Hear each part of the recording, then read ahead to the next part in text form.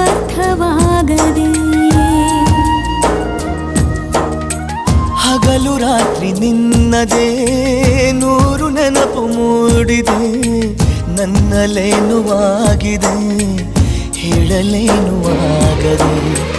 ಮನಸ್ಸು ಮಾಯವೆಂತೋ ಮಧುರ ಭಾವವೆಂತೋ ಪಯಣ ಎಲ್ಲಿಗೆಂತೋ ನಯನ ಸೇರಲೆಂತೋ ಮಿಲನವಾಗಲೆಂತೋ ಗಮನ ಎಲ್ಲೋ ಎಂತೋ ಆಹಾ ಒಂಥರ ತರ ಹೇಳಲೊಂಥರ